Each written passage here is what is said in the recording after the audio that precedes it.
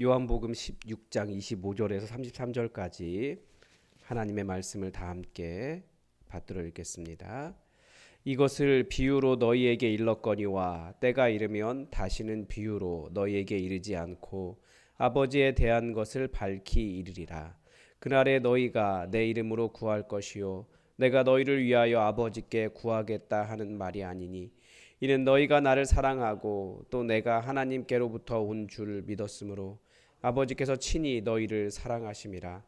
내가 아버지에게서 나와 세상에서 왔고 다시 세상을 떠나 아버지께로 가노라 하시니 제자들이 말하되 지금은 밝히 말씀하시고 아무 비유로도 하지 아니하시니 우리가 지금에야 주께서 모든 것을 아시고 또 사람의 물음을 기다리시지 않는 줄 아나이다. 이로써 하나님께로부터 나오심을 우리가 믿사옵나이다.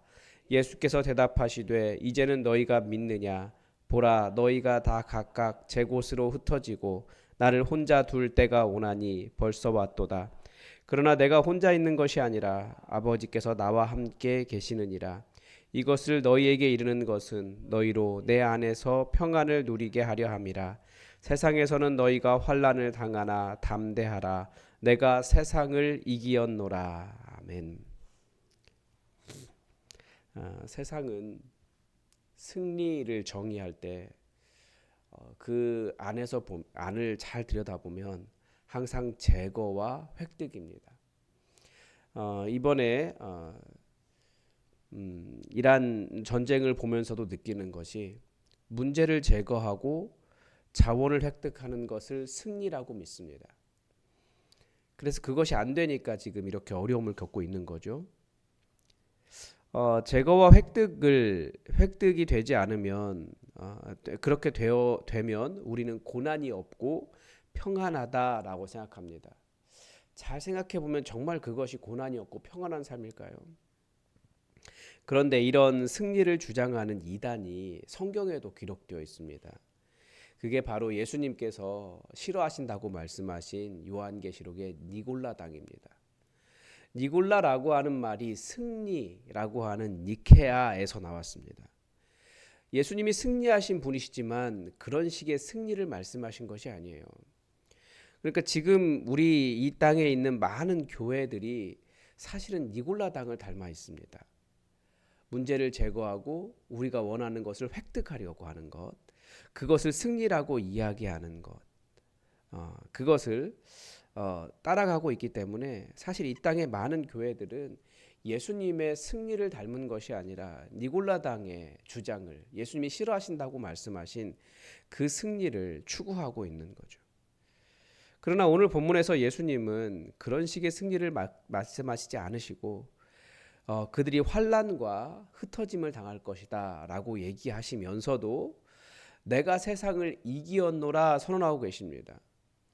예수님의 승리는 그런 세상의 승리와는 완전히 다르기 때문입니다. 세상의 승리는 그런 식으로 환경을 바꾸는 데 목적이 있지만 복음의 승리는 환경에 휘둘리지 않는 새로운 자아를 형성하는 데 목적이 있습니다. 우리는 세상에 흔들리지 않아요. 예수님이 승리하셨으니까. 예수님께서 우리에게 은혜를 주신 이유가 이것입니다. 세상은 성취해야 용납받는 기준에서 벗어나서 이미 사랑받았기 때문에 성취하는 사람으로의 변화를 말씀하신 것입니다. 비슷하게 세상은 고난이 끝나야 평안하지만 그리스도인은 고난의 한 복판에서도 평안합니다.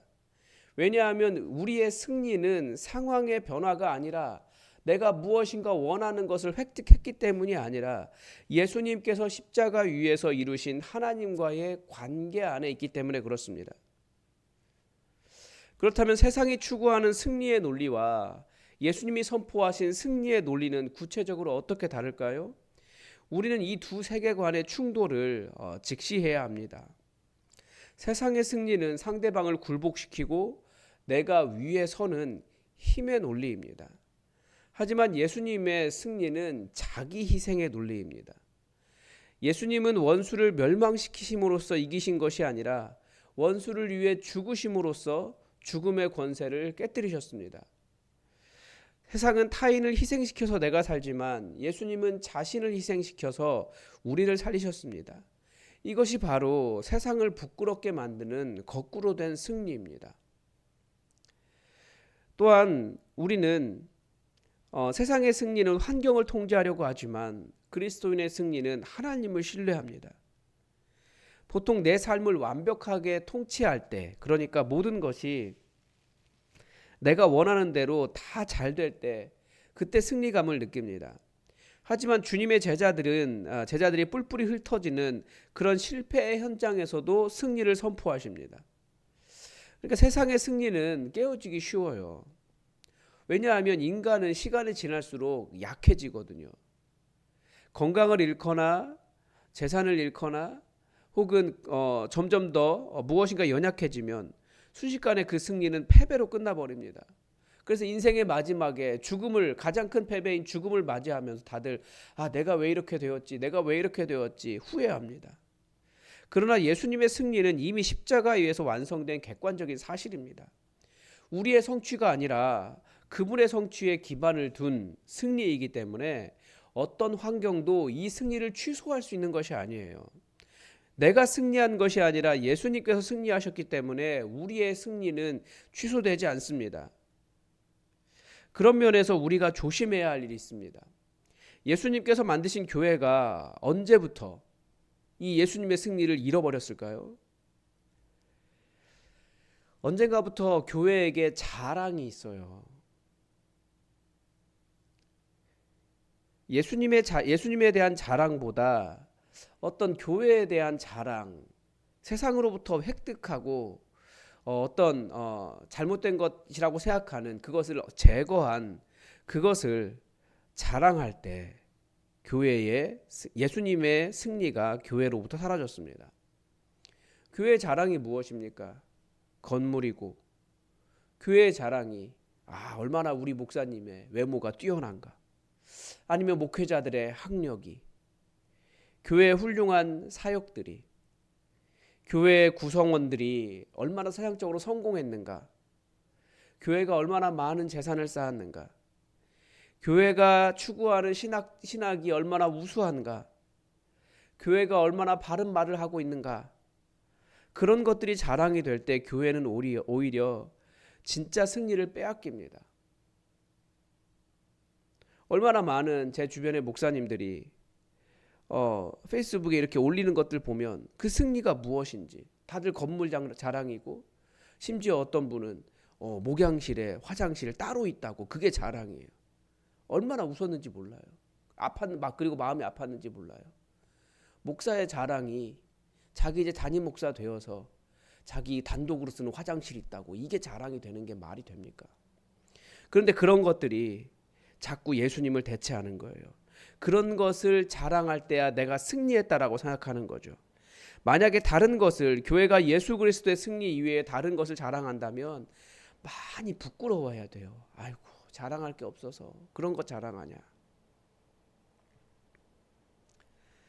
세상의 평화는 또한 고통을 잊게 만드는 마취제와 같습니다. 잠시 문제가 안 보이면 평안하다고 착각하는 거예요. 하지만 예수님의 평화는 환난을 직면하게 합니다. 세상에서는 너희가 환난을 당하나 담대하라. 주님은 고통을 부인하지 않으십니다. 다만 이 고통이 우리를 멸망시킬 수 없다라고 하는 것을 확증해 주십니다. 이 승리는 단순한 이론이 아닙니다. 이 역설적인 승리가 오늘 우리의 삶에, 특히 가장 어두운 환난의 순간에 실제적인 힘이 됩니다. 예수님을 바라보면 알 수 있어요. 예수님은 승리하셨지만 그 모습 자체는 십자가라는 가장 처참한 패배의 모습으로 나타났습니다. 이것이 복음의 핵심입니다. 하나님은 가장 나쁜 것을 통해서, 그 십자가라는 가장 나쁜 것을 통해서 가장 좋은 것, 구원을 이루셨습니다. 만약에 하나님이 인류 역사상 가장 악한 사건인 이 그리스도의 죽음을 통해서 인류의 구원이라는 최고의 선을 이루셨다면, 지금 내 삶에 닥친 그 이해할 수 없는 환난을 통해서도 우리 하나님은 놀라운 선을 이루실 수 있으신 분이시라는 것을 우리가 믿음으로 바라보아야 하지 않겠습니까? 그리스도 안에 있는 성도들에게 다가온 환난은 나를 절대 파괴하지 못합니다. 오히려 나를 빚어서 빛나게 하십니다. 세상은 우리에게 강해져라, 이겨라 라고 몰아세우지만 복음은 우리에게 이미 이기신 주님 안에서 평안을 누리고 쉬어라 라고 초대합니다. 내가 이길 수 있는 것이 아니라 바로 주님께서 함께 해주십니다. 그래서 우리의 고난은 결코 마지막 단어가 아니라는 거죠. 예수님의 부활이 진정한 마지막 단어입니다.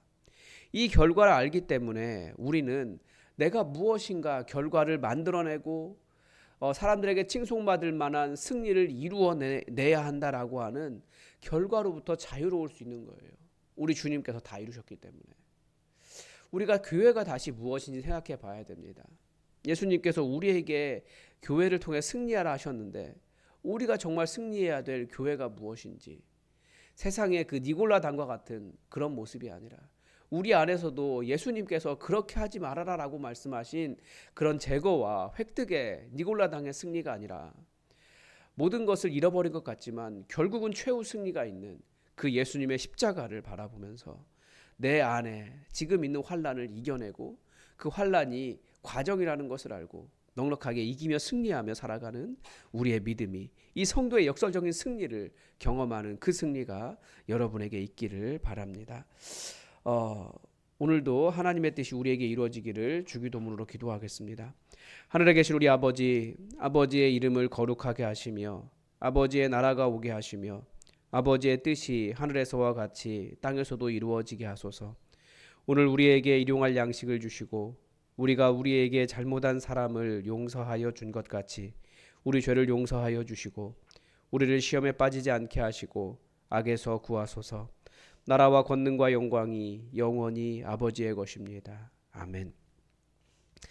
여러분 계속해서 우리 기도합시다.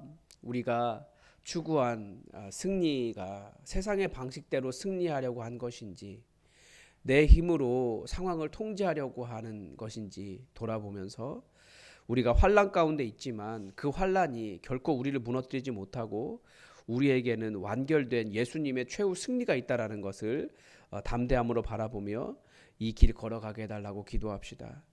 나를 위해 홀로 버려지신 예수님을 기억하며 또 고난받는 이웃들에게 세상이 줄 수 없는 복음의 통로가 되게 해달라고, 우리를 사용해달라고, 우리 교회 사용해달라고 기도합시다. 우리의 자랑이, 우리 교회의 자랑이 오직 예수님의 십자가 되게 해달라고, 예수님만 자랑하게 해달라고 우리 다 함께 기도합시다. 기도하겠습니다.